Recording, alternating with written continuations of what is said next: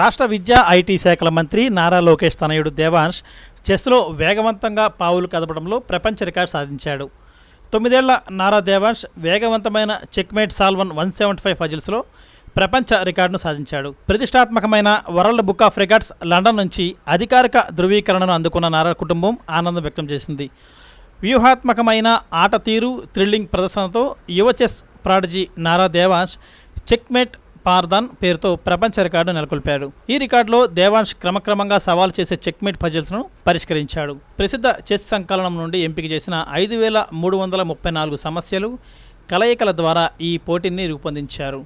తల్లిదండ్రుల ప్రోత్సాహం, కోచ్ మార్గదర్శకంతో దేవాంశ్ ఈ రికార్డును సాధించగలిగాడు. ఇదిలా ఉండగా దేవాంశ్ మరో 2 ప్రపంచ రికార్డులను కూడా సాధించాడు. అతను 7 డిస్క్ టవర్ ఆఫ్ హనోయిని కేవలం 1 నిమిషం 43 సెకండ్లో పూర్తి చేశాడు. 9 చెస్ బోర్డులను కేవలం 5 నిమిషాల్లో అమర్చాడు. మొత్తం 32 ముక్కలను వేగవంతంగా సరైన స్థానాల్లో ఉంచారు. దేవాంశ్ ప్రపంచ రికార్డు ప్రయత్నాలను న్యాయ నిర్ణేతలు లండన్లోని వరల్డ్ బుక్ ఆఫ్ రికార్డ్స్ అధికారులు క్షుణ్ణంగా పరిశీలించారు. పట్టుదల, కృషి ద్వారా తమ కళలను సాధించవచ్చని దేవాంశ్ నిరూపించాడు. ఇది భారతీయ పిల్లల అపారమైన ప్రతిభకు, వారిలో దాగి ఉన్న అత్యుత్తమ నైపుణ్యాలకు మచ్చుతునక.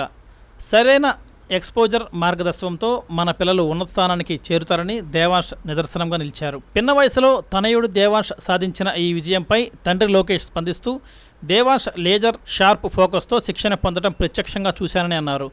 క్రీడను ఉత్సాహంగా స్వీకరించాడని, దేవాంశ్ గ్లోబల్ అరెనాలో భారతీయ చెస్ క్రీడాకారుల అద్భుతమైన చారిత్రాత్మక ప్రదర్శనల నుంచి ప్రేరణ పొందారని అన్నారు.